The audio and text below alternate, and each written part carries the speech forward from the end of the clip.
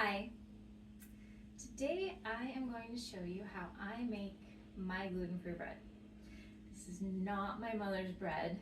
My mom, growing up, would mill her own grain and make the most delicious, perfect bread that you would ever see. This is not that. This is a quick version that gets the job done. And a lot of gluten-free breads that I have tried, the recipes are just complicated, and I'm just not into that kind of baking. So I've been playing for the last couple years, figuring out this recipe, and I think it looks pretty good. So I'm going to show you. So first, what I do is I mix my yeast. So I take 2 cups of warm water and 2 tablespoons of instant yeast.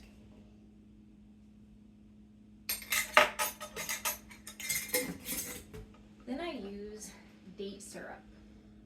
And date syrup will help the bread kind of have a brownish color, where a lot of gluten-free breads look really white colored, and so you don't really know if they're done or not. So the date syrup helps add some color, and it helps the sugar content activate the yeast. So I'm going to do about 2 tablespoons, sometimes add a little bit more.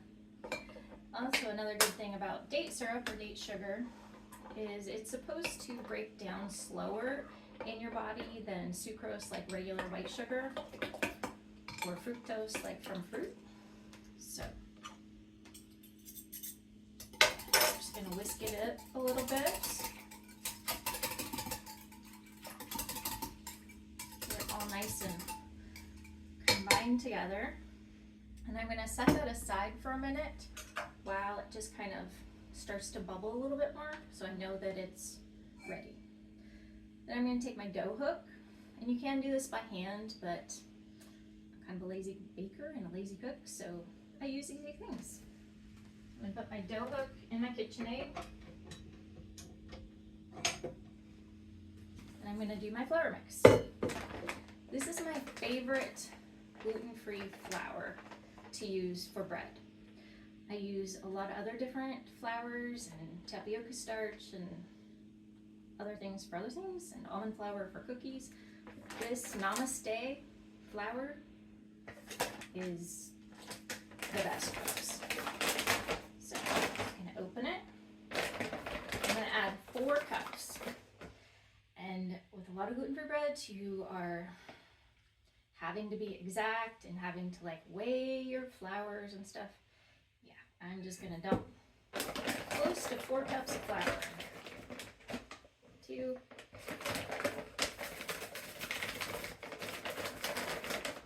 3, and 4. I didn't fluff it. I didn't do anything to it.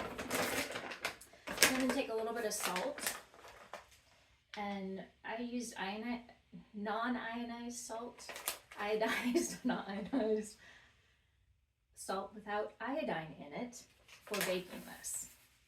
But I mean, I think it'd be fine if you used just regular table salt too. Then put that in my KitchenAid and just mix the dry ingredients together.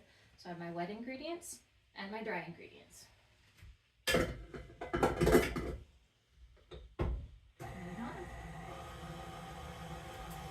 Now I have a nice layer of bubbles on the top of my yeast. Look how pretty brown it is from the date syrup. Now I'm going to slowly pour it in while the flour is mixing. It just seems to mix a little bit better. A lot of times the gluten-free flour absorbs liquids different than regular wheat flour. So I just pour it in nice and slowly.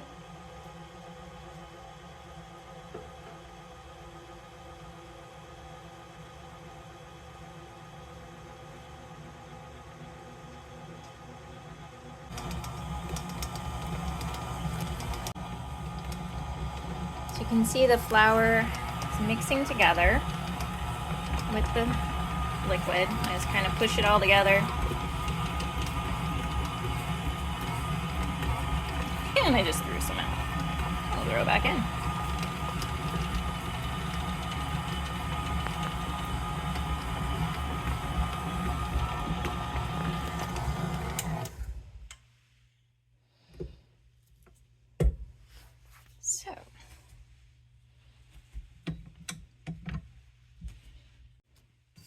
So once it's all mixed up, it just kind of comes together pretty well. If you can kind of see it, you know, it's pretty well mixed up. If there's some stuck on the bottom, then I can kind of, I'll mull it with my hands. So I let it mix just for a couple minutes, just until it kind of comes together. You don't want to overwork it, but you want to leave it enough where the moisture has been absorbed into the flour. I'm just going to kind of work it in. If there's dry flour down on the bottom, just kind of push it in. So kind of have a nice ball of dough. And it feels a lot more kind of like Play-Doh than regular bread dough. So it's just a nice ball. I'm going to set that there. And I'm going to take my tray from my air fryer. I'm going to take some coconut oil. Another thing with a lot of gluten-free breads is they can be really sticky. But as you can see when I lifted this up, it's really not sticky to my hands with the mixture of flour and liquid. But still, it can stick to the bottom of the pan. So I'm using refined coconut oil on the bottom of my pan. I'm just smearing it around where the bread dough is going to go. And I'm going to take the rest, rub it on my hands, pick up my ball of dough, kind of mull it a little bit more. And I'm not exact. I mean, you can get rid of a lot of the cracks and stuff if you put more oil in your hands and work the dough. But just kind of mull it into the shape of a loaf.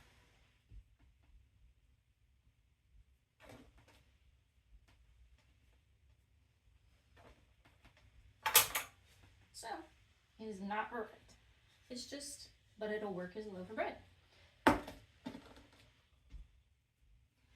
Now I'm gonna let it rise a little bit. And if I was using a regular oven, I would put some saran wrap over it, and I'd have my oven set to 400 for preheating, because I want it hot by now, so that as soon as I think that this is rised enough, I'll stick it in the oven. But since I'm using my air fryer, I'm going to put it like this in the air fryer, so then no flies or anything can get on it, and it can rise. I'm just going to let it set for about 4 minutes.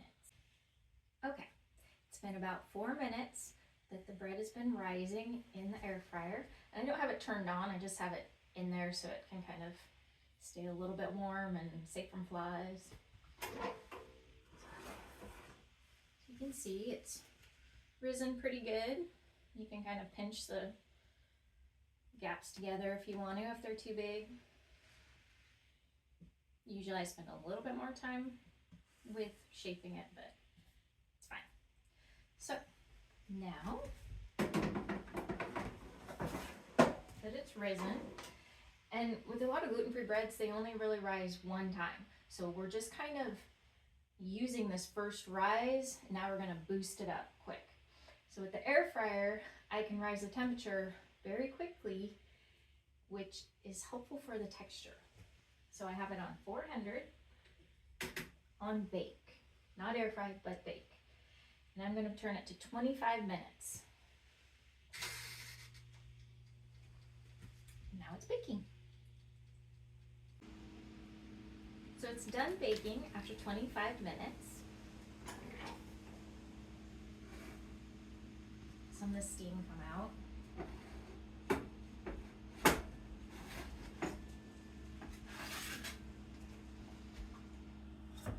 See, it looks like loaf bread. And I put enough coconut oil that it's not stuck to the bottom at all. Sometimes it'll stick a little bit, and then I just let it cool a little bit and then slide the spatula under it. But it's not stuck at all. I don't know if you can see how the loaf bread, set it there. Now I want to let it cool a little bit before I cut it so that the insides still keep kind of baking. Otherwise, if you cut it too soon, sometimes the inside of the bread is kind of gooey. So I'm gonna let it sit here for a few minutes and then I'll come back and cut it. So I let the bread cool off. Still a little bit warm, but pretty cool. And I'm just gonna cut it like you do normal bread.